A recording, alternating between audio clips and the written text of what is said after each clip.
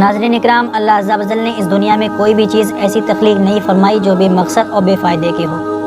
بلکہ اس کی پیدا کی ہوئی ہر شے کا کوئی نہ کوئی مقصد اور فائدہ انسانیت کے لیے ضرور موجود ہوتا ہے۔ مگر یہ الگ بات ہے کہ ان میں سے کچھ چیزوں کی افادیت ہماری آنکھوں کے سامنے ظاہر ہو جاتی ہے اور کچھ پوشیدہ ہی رہتی ہے، اور اگر ان پوشیدہ چیزوں میں غور و فکر کیا جائے تو انسان ضرور ان میں موجود کرشمات کو دیکھ کر حیران ہونے پر مجبور ہو جاتا ہے۔ دوستو، انہی مفید مخلوقات میں سے شہد کی مکھی اللہ پاک کی وہ مخلوق ہے جس کے فوائد ہر خاص و عام پر آیا ہیں۔ اس مخلوق کی اہمیت کا اندازہ اس بات سے بھی لگایا جا سکتا ہے کہ قرآن مجید میں شہد کی مکھی کا بطور خاص ذکر کیا گیا ہے۔ یہ اللہ پاک کی وہ مخلوق ہے جو اپنے فوائد کے ساتھ ساتھ اپنی تنظیم اور ذہانت سے ابن آدم کو حیران کیے ہوئے ہے، اور اپنی اسی تنظیم اور ذہانت کے بدولت اپنے اندر سے ایک ایسا لذیذ مشروب نکالتی ہے جو آج پوری انسانیت کی صحت مند زندگی اور لاکھوں بیماریوں کے علاج کا سامہ بنا ہوا ہے۔ اور اسی بات کو اللہ عز و جل نے قرآن پاک کی سورۃ النحل کی آیت نمبر 69 میں کچھ اس طرح ارشاد فرمایا ہے: اور تمہارے رب نے شہد کی مکھی کے دل میں یہ بات ڈال دی کہ پہاڑوں میں، درختوں میں اور چھتوں میں گھر بناؤ، پھر ہر قسم کے پھولوں میں سے کھاؤ اور اپنے رب کی بنائی ہوئی نرم اور آسان راستوں پر چلتی رہو، اور اس کے پیٹ سے ایک پینے کی رنگ برنگی چیز نکلتی ہے، اس میں لوگوں کے لیے شفا ہے، بے شک اس میں غور و فکر کرنے والوں کے لیے نشانیاں ہیں۔ ناظرین محترم، شہد کو زمانے قدیم سے ہی دوا کے طور پر استعمال کیا جاتا رہا ہے، بلکہ اس کی افادیت اور اہمیت کا اندازہ اس بات سے بھی لگایا جا سکتا ہے کہ خود رسول اللہ صلی اللہ علیہ وسلم بھی اہتمام سے شہد کو استعمال فرمایا کرتے تھے۔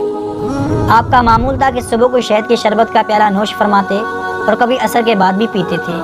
یعنی انہوں نے ہمیں یہ بتایا کہ اس وقت میں جب پیٹ خالی ہو تو شہد پینا جسم کے اکثر اور بیشتر مسائل کا حل ہے۔ اسی طرح حضرت عمر رضی اللہ تعالیٰ عنہ کے بارے میں آتا ہے کہ ان کے بدن پر اگر کسی قسم کا زخم ہو جاتا تو آپ اس پر شہد کا لیپ کر کے علاج فرماتے،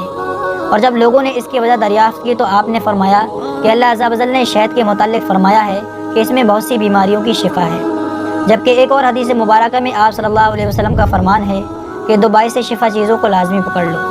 نمبر 1 قرآن مجید اور نمبر 2 شہد۔ یعنی 1400 سال پہلے ہی اسلام نے شہد کی اہمیت پر زور دیتے ہوئے فرمایا تھا کہ اس میں لوگوں کے لیے شفا ہے، لیکن اب جدید سائنسی دور میں بھی شہد میں چھپی افادیت اور خصوصیات کو تسلیم کر لیا گیا ہے، یعنی اب سائنسی تحقیقات سے یہ ثابت ہو گیا ہے کہ قدرت کی طرف سے جتنی بھی اشیاء غذا کے طور پر انسان کو مہیا کی گئی ہیں، ان میں شہد سب سے مکمل اور جامع غذا ہی نہیں بلکہ اپنی طبی خصوصیات کی بنا پر غذا اور دوا کے طور پر فائدہ مند ہے۔ آج سائنسدانوں نے سالہ سال کے مطالعے اور ہزاروں قسم کے تجربات کے بعد اس بات کو مان لیا ہے کہ شہد میں موت کے علاوہ ہر قسم کی بیماری کا علاج موجود ہے، اور ریسرچ سے ثابت ہو چکا ہے کہ شہد کو کینسر کی سب سے بہترین دوا بھی کہا جا سکتا ہے،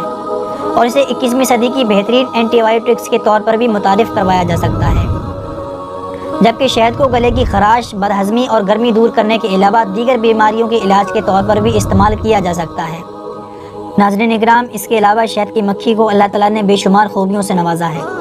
یہاں تک کہ ایک شہد کی مکھی کا دماغ اس کا چھوٹا سائز ہونے کے باوجود ایک سپر کمپیوٹر سے بھی زیادہ تیز ہوتا ہے، جس کے سوچنے سمجھنے کی صلاحیت کو 1 trillion operation per second record کیا گیا ہے۔ حالانکہ ان کا دماغ انسانی دماغ سے 20,000 گنا چھوٹا ہے، لیکن یہ پھر بھی ہزاروں ملین سیلز پر مشتمل ہے، اور ان کا ہر سیل ایک ساتھ زبردست رفتار سے کام کر رہا ہے۔ دوستو، وہ سائنسدان جو لادینیت اختیار کیے ہوئے ہیں وہ ایک پین کے سرے سے بھی چھوٹے دماغ کے اس قدر پرفیکٹ ڈیزائن پر حیران ہیں جو ہزاروں ملین سیلز پر مشتمل ہے، جبکہ پروفیسر لی بکلی جو ایک مصنوعی آنکھ کے ڈیزائنر کے طور پر مشہور ہیں، انہوں نے مکھی کی آنکھ جیسی آنکھ بنانے کی کوشش کی تو حیران ہوتے ہوئے کہا کہ میں اس بات کو سمجھنا چاہتا ہوں کہ قدرت نے کسی مشینی ٹیکنالوجی کے بغیر کیسے ایک تہہ پر دوسری تہہ چلا کر اتنا مکمل اسٹرکچر بنا لیا۔ تو اس کا جواب قرآن مجید فرقان حمید کی سورۃ الانعام میں موجود اللہ عز و جل کے اس فرمان سے ملتا ہے: وہ بغیر کسی نمونے کے آسمان اور زمین کا بنانے والا ہے، اس کے لیے اولاد کیسے ہو سکتی ہے حالانکہ اس کی بیوی ہی نہیں ہے، اور اس نے ہر شے کو پیدا کیا ہے اور وہ ہر شے کو جاننے والا ہے۔ یہ اللہ تمہارا رب ہے اور اس کے سوا کوئی عبادت کے لائق نہیں، اور ہر شے کو پیدا فرمانے والا ہے، تو تم اس کی عبادت کرو، اور وہ ہر چیز کا نگہبان ہے۔ ناظرین گرامی، سائنسدانوں نے اس بات کا بھی انکشاف کیا ہے کہ شہد کی مکھی کی تقریباً 5 آنکھیں ہوتی ہیں، جن میں 2 کمپاؤنڈ اور 3 سادہ آنکھیں شامل ہیں، اور ایک کمپاؤنڈ میں 6000 مائکرو اسکوپ لینس ہوتے ہیں، جبکہ ایک اور تحقیق کے مطابق مکھی کی ایک مرکب آنکھ میں 13,000 لینس ہوتے ہیں، جس کے ذریعے مکھی رنگوں کو پہچان سکتی ہے۔ دوستو، کئی مہینے تک جاری رہنے والے اس مطالعے کے بعد ماہرین کو معلوم ہوا ہے کہ شہد کی مکھی کی نظر ہماری سابقہ معلومات کے مقابلے میں کم از کم 30% زیادہ تیز ہوتی ہے اور وہ اپنے سامنے تقریباً 30 فیٹ کی دوری پر موجود کسی بھی چیز کو بالکل صاف صاف دیکھ سکتی ہے۔ اگرچہ دائیں بائیں اوپر نیچے موجود چیزیں اسے دھندلی نظر آتی ہیں، لیکن پھر بھی وہ اتنی واضح ضرور ہوتی ہیں کہ ان میں حرکت پر شہد کی مکھیاں فوری طور پر اڑ جاتی ہیں۔ اس کے علاوہ ایک اور تحقیق کے مطابق شہد کے ایک چھوٹے چائے کے چمچ میں 5000 پھولوں کا رس شامل ہوتا ہے، جبکہ ایک بڑے چمچ میں 2 لاکھ پھولوں کا رس شامل ہوتا ہے۔ یعنی شہد کی مکھی آدھا کلو شہد بنانے کے لیے 35 لاکھ اڑانیں بھرتی ہے اور 50,000 کلومیٹر کا سفر طے کرتی ہے۔ لہٰذا شہد کی مکھی کی ان چند خصوصیات کو پڑھنے کے بعد ہی اندازہ لگایا جا سکتا ہے کہ قدرت کا یہ عظیم الشان تحفہ کتنی اہمیت اور افادیت کا حامی ہے، اور بے شک اس میں عقل والوں کے لیے بہت سی نشانیاں ہیں۔ اللہ پاک ہم سب کو قرآن پاک سمجھنے، اس میں غور و فکر کرنے اور اس پر عمل کرنے کی توفیق عطا فرمائے، آمین ثم آمین۔